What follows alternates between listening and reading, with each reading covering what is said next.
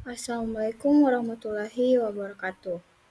Alhamdulillah, puji syukur kita panjatkan kepada Allah Subhanahu wa Ta'ala yang telah memberikan kita kesehatan dan kesempatan untuk menghadiri pertemuan pembelajaran sekolah paralegal. Saya Marwah M. Leo, peserta dari Sekolah Paralegal Angkatan 2.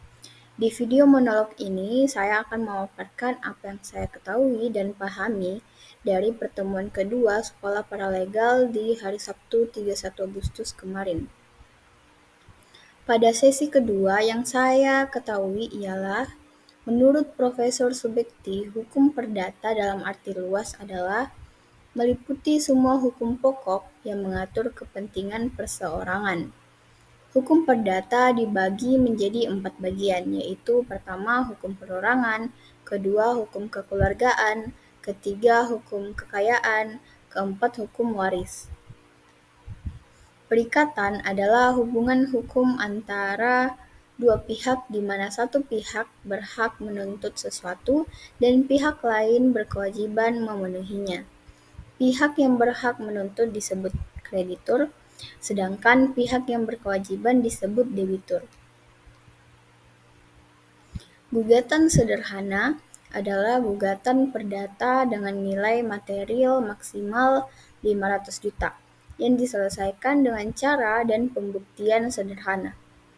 Gugatan ini hanya bisa digunakan untuk perkara wan prestasi, ingkar janji, dan perbuatan melawan hukum (PMH), tetapi tidak untuk sengketa yang diselesaikan melalui pengadilan khusus atau sengketa hak atas tanah. Dalam hal apa perkara dapat diselesaikan melalui gugatan sederhana? Perkara yang dapat diselesaikan melalui gugatan sederhana apabila telah memenuhi beberapa syarat, yaitu masing-masing suatu penggugat atau tergugat yang merupakan orang perseorangan atau badan hukum. Penggugat maupun tergugat dapat lebih dari satu apabila memiliki kepentingan hukum yang sama. Penggugat dan tergugat berada dalam daerah hukum yang sama. Jenis perkara berupa ingkar janji ataupun perbuatan melawan hukum, namun ada pengecualian, yakni sengketa atas tanah dan atau perkara yang masuk yurisdiksi pengadilan khusus tidak dapat masuk dalam gugatan sederhana. Nilai gugatan material paling banyak 500 juta rupiah. Apabila keseluruhan persyaratan tersebut dipenuhi, maka perkara perdata yang diajukan ke pengadilan akan diselesaikan melalui penyelesaian gugatan sederhana. Apabila ada persyaratan yang tidak terpenuhi, maka gugatan dikembalikan kepada penggugat. Selanjutnya, bagaimana dengan wilayah hukum para pihak yang bersengketa?